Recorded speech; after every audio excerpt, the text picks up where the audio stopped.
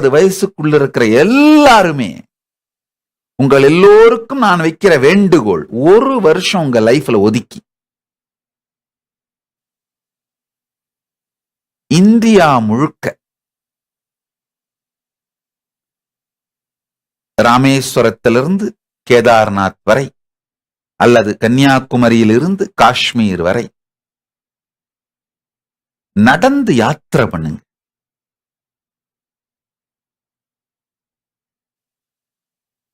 ஆன்மா அந்த பரிமாணத்தில், சமூகம்,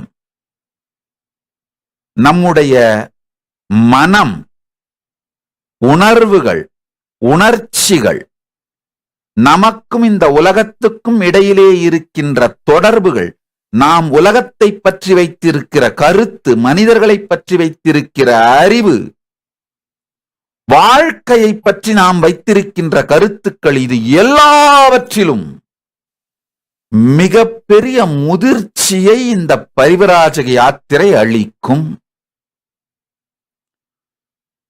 சொல்லவே முடியாத அளவிற்கு முதிர்ச்சியையும், உடல் முதிர்ச்சி, மன முதிர்ச்சி, உணர்ச்சி முதிர்ச்சி, உணர்வு முதிர்ச்சி, ஆன்ம முதிர்ச்சி அனைத்தையும் அளிக்கும் சக்தி இந்த பரிவராஜக யாத்திரைக்கு உண்டு. நீங்க வைஷ்ணவர், அதாவது உங்களுடைய இஷ்ட தெய்வம் விஷ்ணுவாக வைஷ்ணவராக இருந்தால் 108 திவ்ய தேச ஸ்தலங்களை பார்க்கறதுன்னு முடிவு பண்ணிக்கோங்க. நீங்க சைவராக இருந்தால் 12 ஜோதிர்லிங்கங்களை தரிசிப்பதுன்னு முடிவு பண்ணிக்கோங்க. நீங்க சாக்தராக தேவி வழிபாடு செய்பவராக இருந்தீர்களானால் 54 சக்தி பீடங்கள், சக்தி பீடங்கள் 108ன்னு சில பேர் சொல்வாங்க, 54 சில பேர் சொல்வாங்க. தேவி புராணம் 54 சொல்றதுனால நான் 54 சொல்றேன். இந்த 54 சக்தி பீடங்களை தரிசிப்பதுன்னு முடிவு பண்ணிக்கோங்க. ஏதோ ஒரு காரணத்திற்காக பரிவராஜக யாத்திரை செல்லுங்கள். நல்லா புரிஞ்சுக்குங்கயா.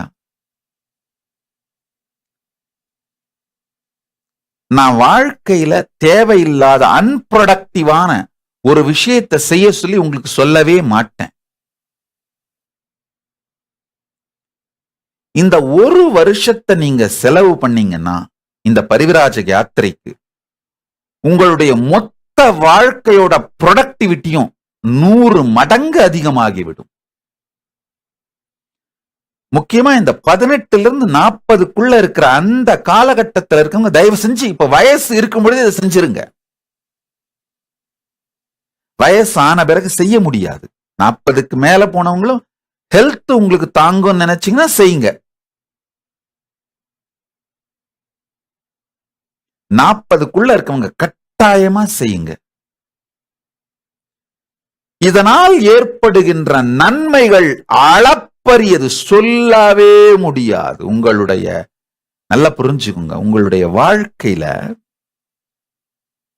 எதெல்லாம் உங்களுக்கு பாதுகாப்புன்னு நினைக்கிறீங்களோ, எதெல்லாம் உங்க சொத்துன்னு நினைக்கிறீங்களோ, எதெல்லாம் உங்களுடைய ப்ரொடக்டிவிட்டி நினைக்கிறீங்களோ, எதெல்லாம் உங்க வாழ்க்கையில முக்கியமானது நினைக்கிறீங்களோ, இந்த பல உங்கள் வாழ்க்கையினுடைய காரணங்களை முதிர்ச்சி அடைய செய்துவிடும். இப்ப நான் கைலாசத்து கூட நிர்வாகத்தை நடத்துவதற்கான நபர்களை செலக்ட் பண்ணிட்டு இருக்கேன். முதல் கண்டிஷனா இதுதான் போட்டிருக்கேன். யாரு வந்து ஜாயின் பண்ணாலும் 1 வருஷம் ஆசிரமத்தில் இருந்துட்டு 1 வருஷத்துக்கு பிறகு அவர்களுடைய முதல் பணி ஓராண்டு பரிவராஜக யாத்திரை செல்ல வேண்டும். அதாவது பரிவராஜக யாத்திரையோட டெஃபினேஷனை சொல்லிடுறேன். முடிந்தவரை நடந்து செல்வது. ஒருவேளை உங்களால் நடக்க முடியல அப்படின்னா லிப்ட் கேட்டு போகலாம், யாருடைய உதவியாவது கேட்டு போகலாம். 2 வீலர்ல இல்ல லாரிகள்ல, எதுல வேணாலும் அந்த உதவி கேட்டே போறது.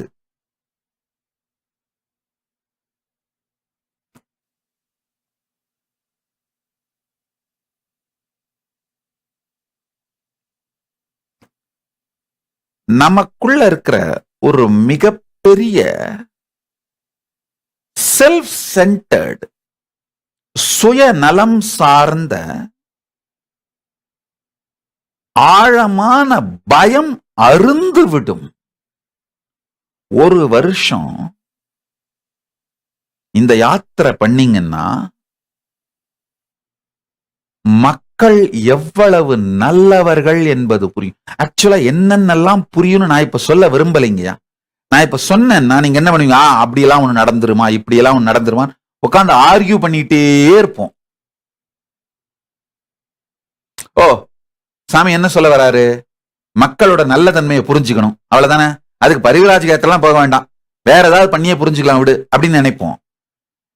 என்னவெல்லாம் பலன் அடைவீர்கள், நலன் அடைவீர்கள்னு நான் சொல்லவே முடியாத அளவுக்கு பலனையும் நலனையும் அடைவீர்கள்.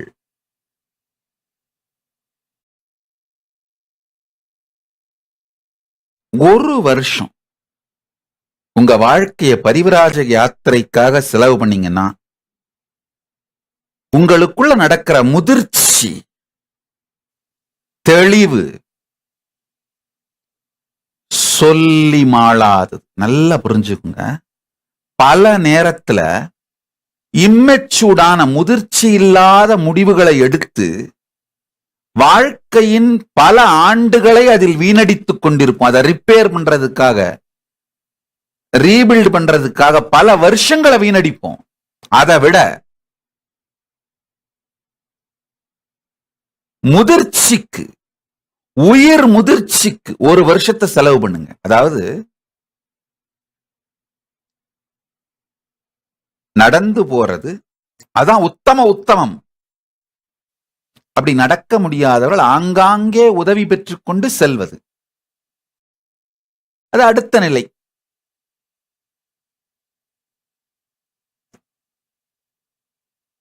ஒரு அவசரம், பாதுகாப்பு, அதுக்காக வேணா செல்போன் வேணா வச்சுக்கோங்க. ஆனா ஆங்காங்கே உதவியின் மூலமாகவே உணவு பெற்றுக்கொள்வது, உதவியின் மூலமாகவே மக்கள்கிட்ட சொல்லலாம். நீங்க இந்த மாதிரி நான் ஜோதிர்லிங்க யாத்திரையா போறேன், பொதுமக்களிடம் உதவி பெற்றே பிக்ஷை எடுத்தே இந்த யாத்திரையை செய்ய வேண்டும் குறிக்கோளோட போறேன், உதவுங்கள் அப்படின்னு நல்லா புரிஞ்சுக்கோங்க. கேட்பதற்காக உறவை உருவாக்க துவங்கினீர்களானால்தான் நம்முடைய சமூகத்தாலே ஒதுக்கி வைக்கப்பட்ட, சமூகத்தின் பார்வை படாமல் இருக்கின்ற அடித்தட்டு மக்களுக்குள் இருக்கின்ற தர்மம், நேர்மை உங்களுக்கு அனுபூதியாகும் பொழுது மட்டும்தான் உலகத்தை பற்றிய உங்களுடைய பார்வை முதிர்ச்சி அடையும்.